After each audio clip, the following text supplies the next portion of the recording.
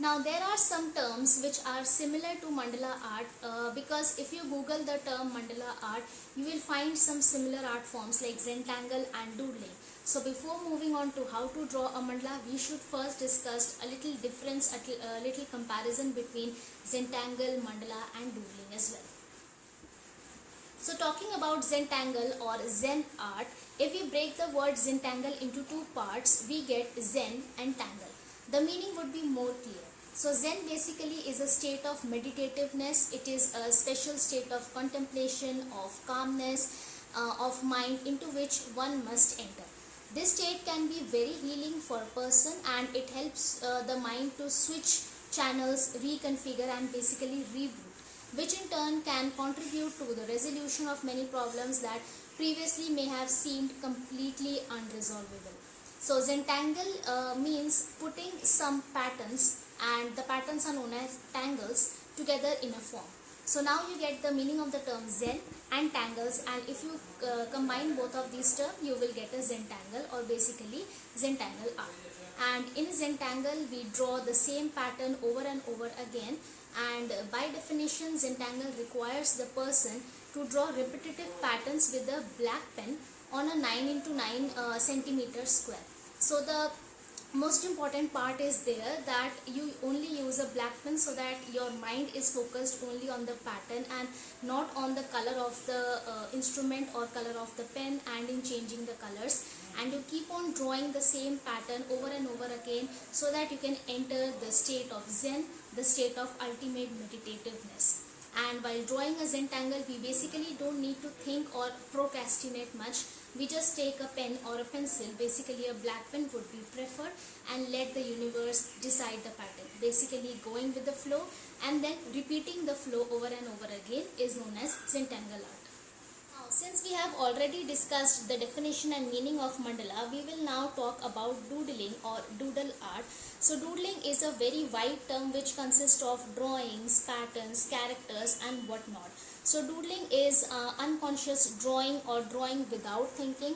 Remember those boring school or college lectures and office meetings where we used to pretend to listen but scribbled on the back of our notebooks or office pads? To be honest, that is called doodling.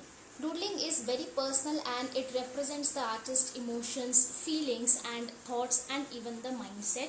And it is a very good art therapy which is used to calm your mind and go into a state of meditativeness and basically increase your positivity, increase your focus, and basically when you want to put out your emotions and thoughts out on paper.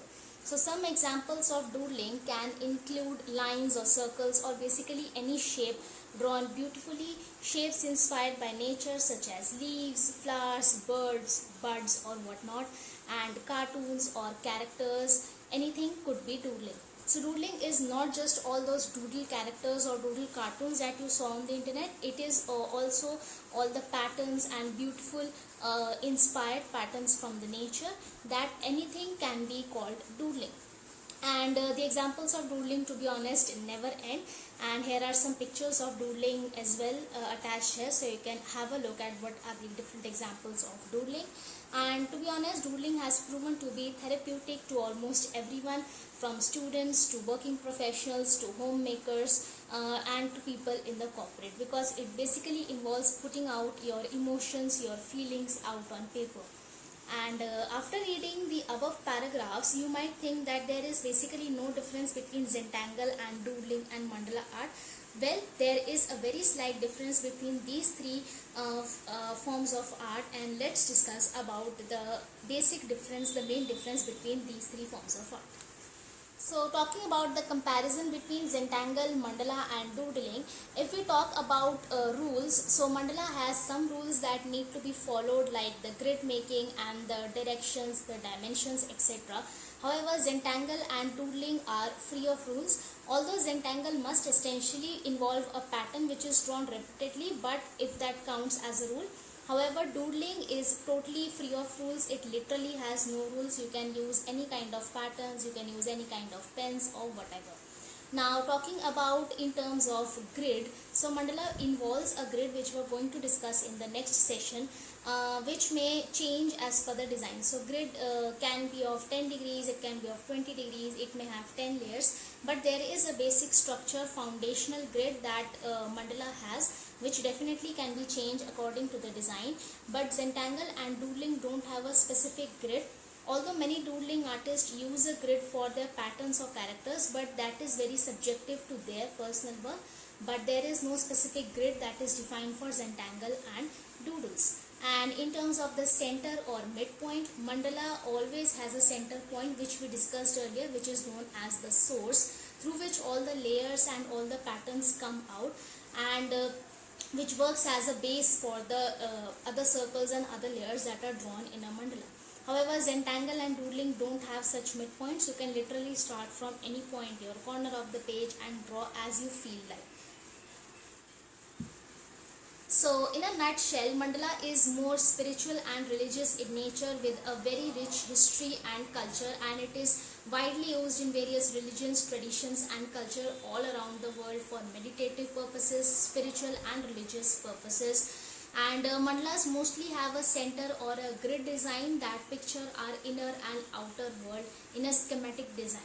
Mandalas are commonly used by tantric Buddhists and as an aid to meditation as well. However, Zentangle is an abstract drawing that is created using repetitive patterns. True Zentangles are always created on a 3 to 5 inch square tiles and are always done in black ink on white paper. We can create mandalas using Zentangle patterns. So basically Zentangle are the patterns which can be incorporated in mandala as well. However, doodles are mostly thoughtless. It's more like a scribble play on paper, but as you evolve more in doodling, you can definitely create your own pattern.